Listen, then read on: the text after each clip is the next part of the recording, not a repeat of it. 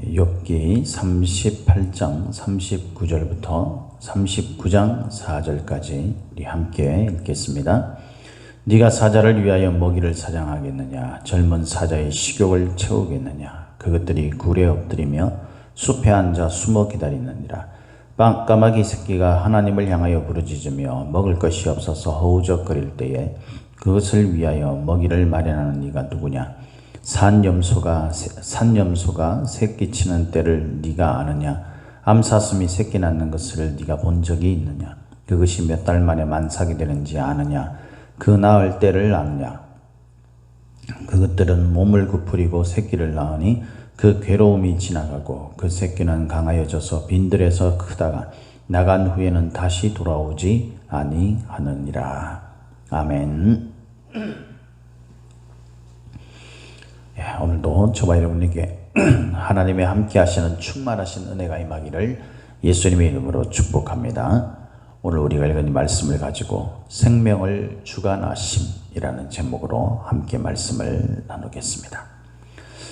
하나님이 이제 욥에게 대답을 하시기 시작하면서 하나님은 계속적으로 사람이 생각할 수 없는, 사람의 영역으로는 도저히 이해할 수 없고 또 할 수도 없는 그 하나님만의 영역에 대해서, 하나님만이 하실 수 있는 그 전능하심에 대해서 쭉 설명하고 계십니다. 그래서 천지 만물의 어떤 조화로움이라든가 천지 만물의 생성과 또 그것의 과정, 또 진행, 또 마지막 결말, 심판, 이런 부분들에 대해서 쭉 지금 말씀을 하고 계시죠. 그 가운데 이제 오늘 우리가 읽은 이 말씀은 생명과 관련된 거예요. 그러니까 하늘과 땅, 그 바다, 거기에 이제 있는 그 동물들, 생명체들에 대해서 설명을 하고 있는 거죠. 그게 이제 오늘 본문 38장 39절에서부터 쭉 나와서 39장에 계속 이어서 그렇게 됩니다. 10종류의 아마 동물을 거론하면서 그 동물들이 어떻게 살아가는지, 어떻게 살고 있는지, 또 어떻게 태어나고 이런 모든 것들에 대해서 쭉 말씀을 하시죠. 그걸 알 수가 없다는 거예요. 우리가 요즘은 그 동물학자, 생물학자, 식물학자, 이런 사람들이 많잖아요. 그 중에서도 또 특히 전문 분야가 있죠. 어떤 사람은 기생충만 연구하는 분들도 있고, 또 어떤 분들은 식물 중에서도 어떤 종류, 그런 것들을 연구하는 분들이 많이 있습니다. 그래서 그 생명체가, 이 땅에 존재하는 생명체가 어떻게 태어나서 어떤 과정을 거쳐가지고 어떻게 성장을 하고 또 어떻게 그 생명의 마지막을 마무리하는지, 그것에 대해서 쭉 탐구를 해서 우리가 알 수 없는 부분까지 그렇게 알고 있는, 또 발표를 하고 있는 그런 분들도 있죠. 그래서 사람의 지혜라는 것이 정말 참 놀랍다, 이런 생각을 할 때가 많잖아요. 그죠? 문명의 발달이나 과학의 발달, 이것뿐만 아니라 세상에 존재하는 어떤 것에 대해서 분석하고 파악하고, 그죠? 그것을 사람들에게 있어서 유익하게 사용하도록 그렇게 발전시켜 나가거나, 또는 그것을 활용하는 방법이라든가 이런 것들을 개발해내고 알게 되는 그 과정들을 보면 사람들이 참 대단하다, 이런 생각을 우리가 가지죠. 그러니까 사람들은요, 정말 무한한 가능성을 가지고 있고 또 충분히 그 가치를 인정받을 만한 그런 존재들인 것 같아요. 그러나 여러분, 그럼에도 불구하고 그 생명체가 처음 어떻게 탄생하게 됐는지, 그 생명체가 탄생하게 된 어떤 그런 과정들이나 이런 그것이 이루어지게 된 그런 것들을 이룰 수 있는, 그러니까 알고 분석하는 것은 할 수 있겠지만 그것을 이룰 수 있는 그런 어떤 능력, 이런 것들은 사람이 가질 수 있는 게 아니죠. 사람들은 기존 있는 것들을 가지고 그것들을 융합시켜서 어떤 존재를 만들어내거나 또 생명체를 탄생시키거나 이런 것들은 또 할 수 있는 단계까지 왔지만, 아무것도 없는 무에서 뭔가를 해나간다, 이것은 불가능한 겁니다. 당시 고대 사회 때는 그건 더 말할 필요도 없는 거죠. 그래서 하나님은 그 생명체들이 어떻게 이루어져 가는지 그것에 대해서 이제 설명하면서 네가 이런 부분들에 대해서 알기는 아느냐 라고 그렇게 말씀을 하고 있는 겁니다. 그래서 이 사람이 알 수 없는 부분들에 대해서, 사람이 알지도 못하고 할 수도 없는 부분들에 대해서 나름의 생각들을 가지고 판단하고 비판하고, 그것을 가지고 마치 자기가 뭐 천지의 어떤 주인인 것처럼 그렇게 행동하는 것은 바람직하지 못한 거죠. 하나님이 보실 때에 참 어리석고 교만하고 무지한 것이죠. 그래서 이런 부분들에 대해서 이제 이야기를 합니다.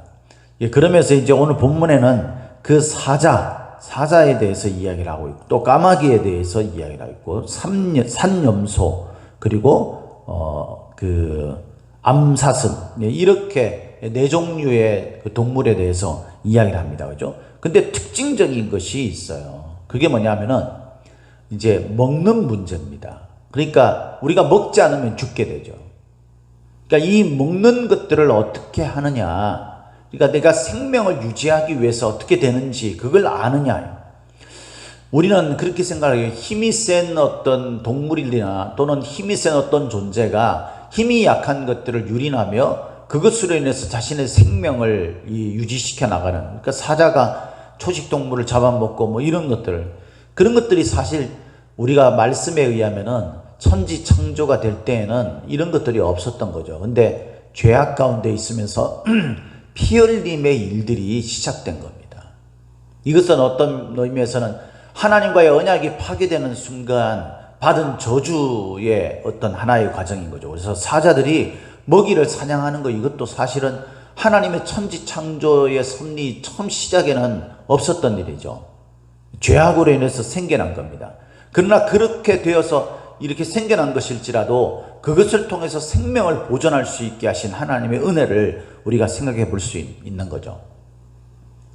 여러분, 저와 여러분들이 이 세상을 살아갈 때 이 세상은 참 악하고 이 세상은 참 그 불신앙이 중심이 된 그런 세상입니다. 그러다 보니까 우리가 부당한 그런 어떤 마음을 느낄 때가 많이 있고, 또 그런 실제적인 일들을 당할 때도 많이 있는 거죠. 그럴 때 우리 마음속에 일어나잖아요. 욥처럼. 하나님이 계시다면 어떻게, 왜 이렇게 우리들에게 이런 일들이 일어나게 되고 악한 자들이 저렇게 힘센 자기들의 힘을 가지고 약한 자들을 이렇게 괴롭히게 되는지, 그런 부분들에 대해서 회의감을 가지고 부정적인 생각을 가지게 되죠. 그래서 하나님이 계시다면 과연 그럴 수 있는가? 이는 하나님이 없다라는 증거다. 이렇게 이 소위 말해서 말도 안 되는 그런 주장을 하는 경우가 있습니다. 세상에 어떤 일들이 되어져 갈 때에 그것이 우리가 볼 때 합당하고 타당하다고 해서 그 존재가 사실이 되는 거고, 우리 생각에 이해할 수 없다고 해서 있어야 할 당연히 있는 그 존재가 없는 것이 되는, 그런 것이 될 수는 없는 거잖아요. 그죠? 근데도 불구하고 사람들은요, 얼마나 교만한지, 자기가 생각할 때에 이건 아니다 싶고, 자기가 생각할 때 이거는 뭐 부당하다라고 생각되어지면 그 존재 자체, 실존하고 있는 어떤 사실에 대해서도 부정하게 되고 받아들이지 않으려고 하는 그런 우리들의 잘못된 성향이 있는 거예요. 우리가 하나님이 살아계시다라고 한다면요, 거기서부터 모든 것이 출발해야 되는 겁니다. 사실은 그렇지 않습니까? 공기가 있다라는 것을 우리가 알게 되면 숨을 쉬게 되는 거죠. 또는 우리가 숨을 쉬고 있다라는 것부터 시작이 되면 그때 공기라는 것이 존재하는구나, 이렇게 우리가 생각을 하지 않습니까? 그런 것들로부터 되는 거죠. 그래서 사실이 있고 그 사실을 내가 알고 받아들임으로 말미암아서 거기서부터 우리가 탐구가 이루어지게 되면서 그런 결론을 맺게 되는 거잖아요. 우리 그리스도인들은 하나님이 계시다는 것을 믿는 사람들입니다. 그렇다면 하나님이 계시다면 우리가 그 하나님이 계시다는 데부터 모든 우리의 생각과 어떤 관점들이 출발해야 되는 거죠.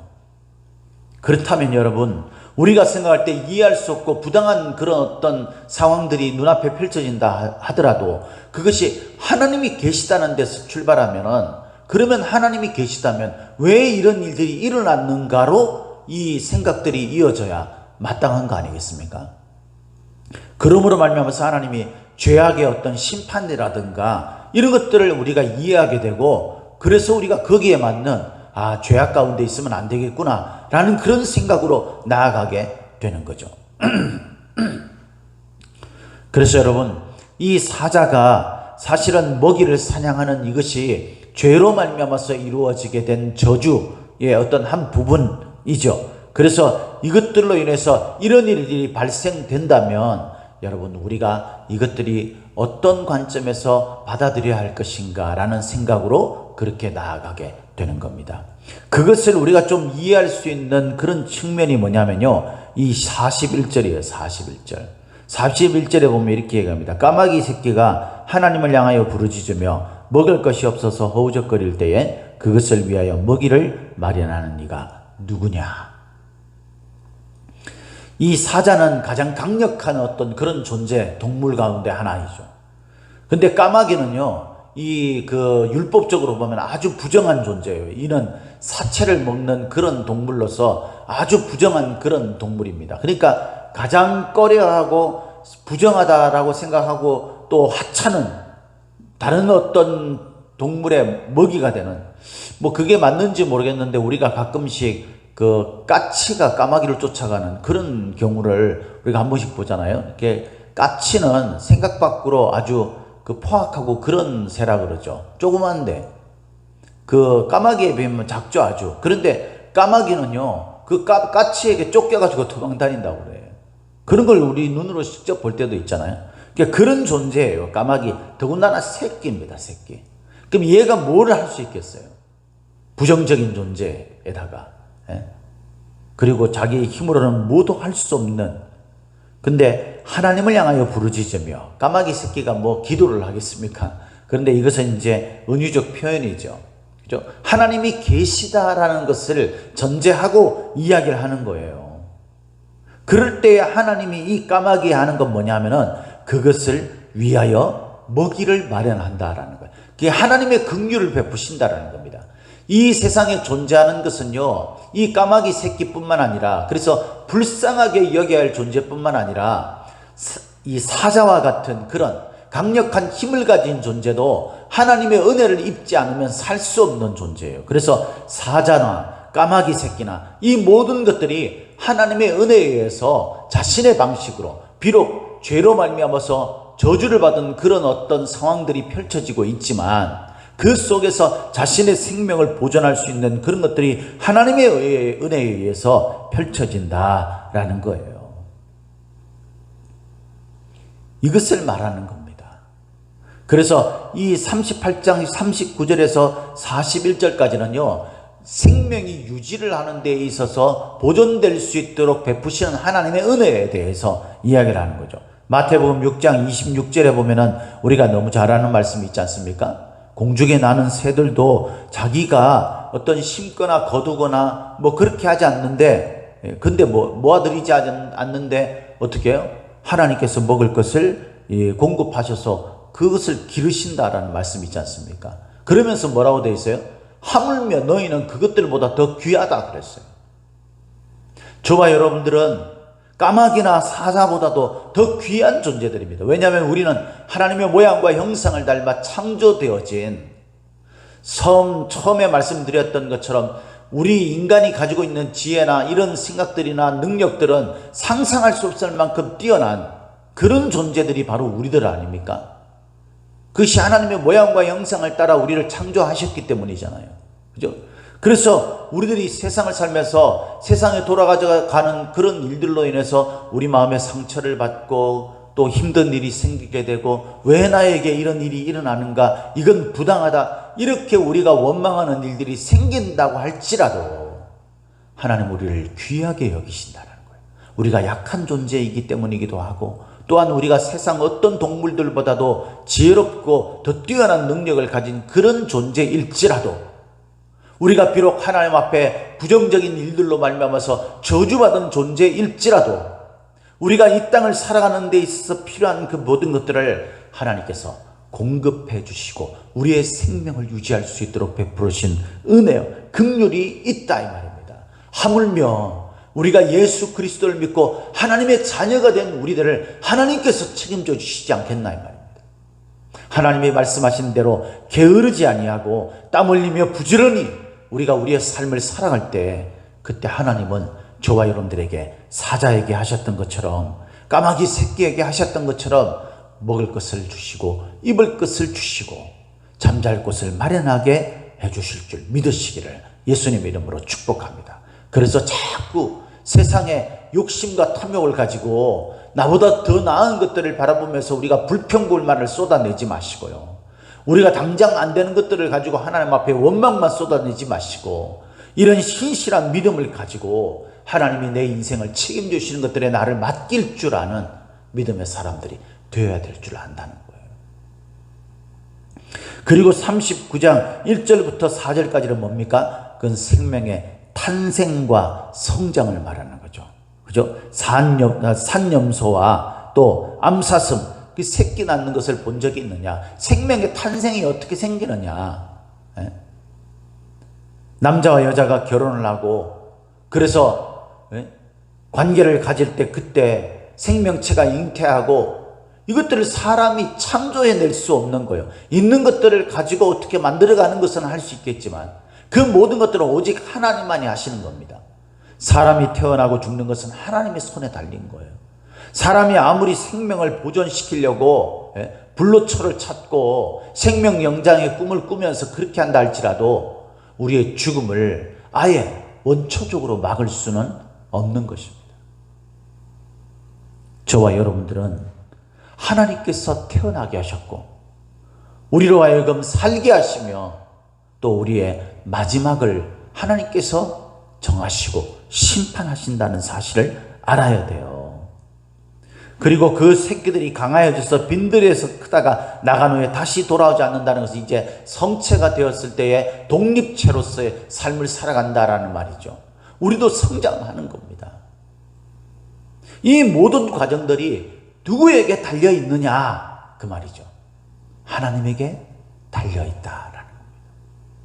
우리가 잘난 것처럼 살아가고 있지만 사실은 하나님의 은혜가 아니면 살 수 없는 거예요. 여러분, 우리가 믿는 사람으로 그것을 인정하고 그 하나님 앞에 나의 탄생과 내가 왜 이 땅에 존재하는지 그것과 우리가 어떻게 성장해 갈 수 있고 하루하루를 우리가 살아갈 수 있는 생명 연장을 할 수 있는지, 그리고 우리가 마지막에 어떤 생명의 결말을 거두게 되는지, 그 모든 것이 하나님의 손에 달려있는 것을 우리가 분명히 인지하고 하나님 앞에 오늘도 하나님의 은혜를 구함으로 우리의 생명이 유지되어지고 성장하고 마지막 하나님 앞에서 우리의 모든 것들을 결산하게 된다는 사실을 깨닫고 그런 믿음의 삶을 살아가는 저와 여러분들이 되시기를 예수님의 이름으로 축복합니다. 축복합니다.